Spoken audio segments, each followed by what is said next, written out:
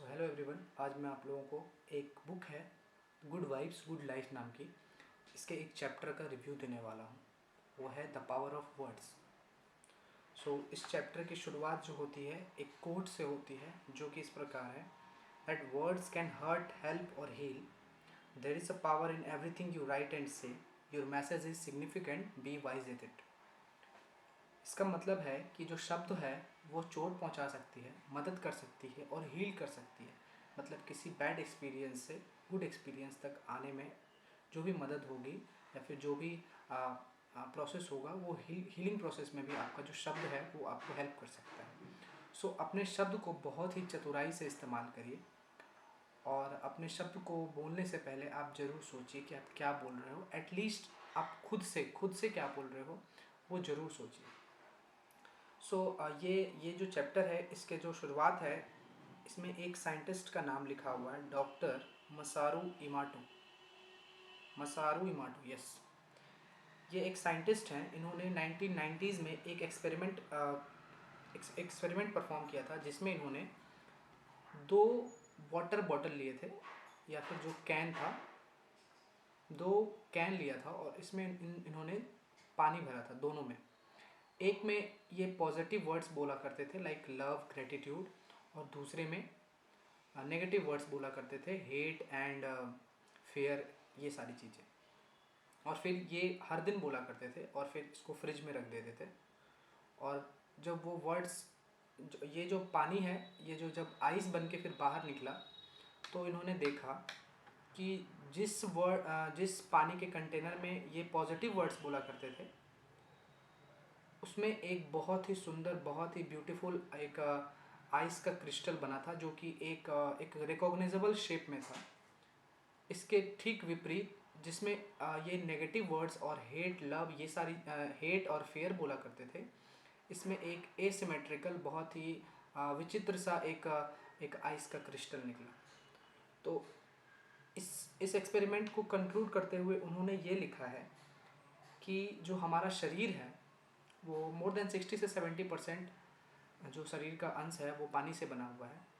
जब एक लीटर या 2 लीटर कंटेनर में आपके वर्ड्स का इतना इफेक्ट पड़ सकता है, तो इतना बड़ा शरीर है जो आपका, इसमें अगर आप अपने आप को क्या बोलते हो, तो ये सोचो इस पर आपको कितना इम्पैक्ट पड़ता है, आपके शब्द का कितना इम्पैक्ट पड़ता है। जो आप डेली हर सुबह खुद से बोलते हो, या फिर कुछ भी नेगेटिव चीज़ें आप अपने आप से बोलते हो, तो उसका कितना असर पड़ता है आप पे। 1 मिनट में ये focus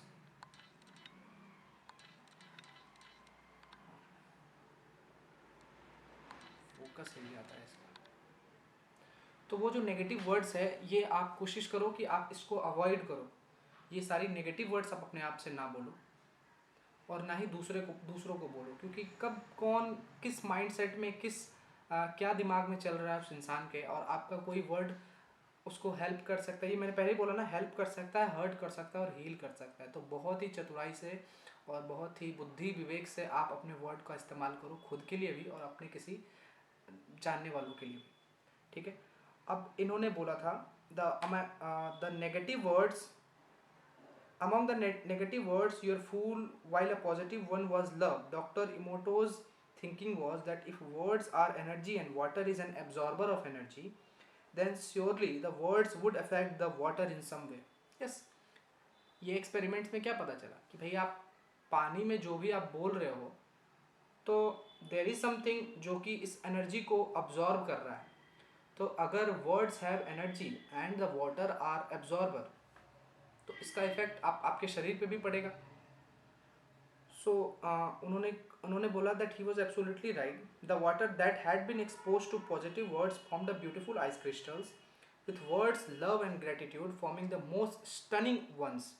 In contrast, the water exposed to negative words formed unappealing patterns with distorted shapes. He found the same results by verbally communicating words to different water containers. इन्होंने बस एक एक्सपेरिमेंट नहीं किया, इन्होंने कई सारे एक्सपेरिमेंट किए, अलग अलग बॉटल्स में किए और अलग अलग तरीक़ों से किया। रिजल्ट सबका सेम था। जिसमें पॉजिटिव वर्ड्स बोला जा रहा था, उसका बहुत ही अच्छा एक ब्यूटीफुल क्रिस्टल शेप बना था, वाइल उसी के विपरीत जो जिसमें नेगेटिव वर्ड्स बोला जा रहा था, उसमें बहुत ही डिस्टॉर्टेड शेप का जो आपका वाटर क्रिस्टल था यानी कि आइस था वो बना था। It was clear that our words carry a vibration. So एक चीज़ तो पता चल गया कि भाई आपके वर्ड बहुत इंपॉर्टेंट है, उनमें वाइब्रेशन होती है। मुझे एक चीज़ याद आता है, मैं जब छोटा था तो ये महाभारत और ये रामायण देखा करता था। मुझे ये समझ में नहीं आता था कि ये जो ऋषि मुनि थे और जो भगवान थे, वो अगर किसी को कर्ज करते थे यानी कि श्राप देते थे तो वो कैसे सिद्ध हो जाता था, कैसे वो मतलब कैसे वो जो वो बोलते थे वो चीज़ हो जाता था।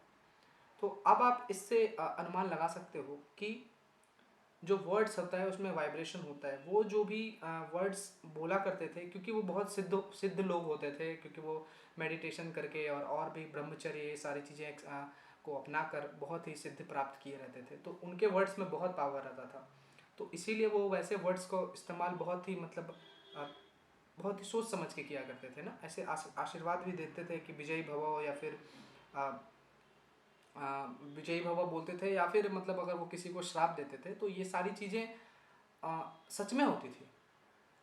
मुझे याद है मैं देख रहा था जिसमें आप लोगों ने भी देखा होगा महाभारत का वो सीन जिसमें जो युधिष्ठिर जी होते हैं वो युद्ध शुरू होने से पहले कौरव सेना के पास जाते हैं, और कौरव सेना के सामने में जाके सबसे पहले वो भीष्म पितामह से मिलते हैं और उनको प्रणाम करते हैं। फिर दुर्योधन से मिलते हैं, फिर उनको भी प्रणाम करते हैं, सबको प्रणाम करते हैं। तो फिर दुर्योधन बोलते हैं कि अब वो मतलब अनुमान लगा रहे होते हैं, जब वो उनकी तरफ चल के आ रहे होते हैं तो वो अनुमान लगा रहे होते हैं कि शायद इसने अपना हार स्वीकार कर लिया है और वो ये बोलने आ रहा है कि मैं भाई मैं हार चुका हूँ।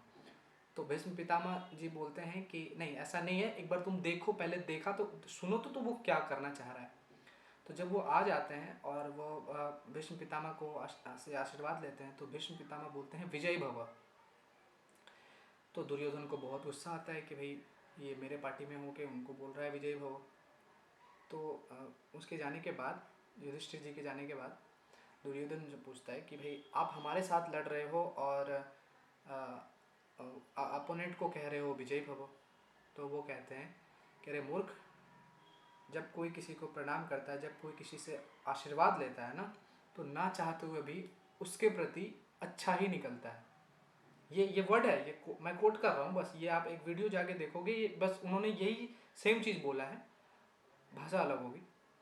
कि जब आप किसी से आशीर्वाद लेते हो ना, तो भाई वो भले ही मुख से आपके बारे में अच्छा बोले या ना बोले, बट पीठ पीछे या फिर उसके मन में ना आपके लिए अच्छा ही निकलेगा, क्योंकि बहुत बहुत साहस का काम होता है किसी से झुक कर प्रणाम कर कर आशीर्वाद लेना। तो ये और वो वर्ड्स था उनका, उनको तो पता था कि भाई जीतना तो उन्हीं को है, मतलब पांडवों को ही जीतना है। वह तो बस अपना एक धर्म निभा रहे थे। तो ये यही मैं बता रहा था कि वर्ड्स में वाइब्रेशन होता है, वर्ड्स में पावर होता है। सो बहुत ही वाइजली और बहुत ही अच्छे तरीके से आप उसका चयन करिए।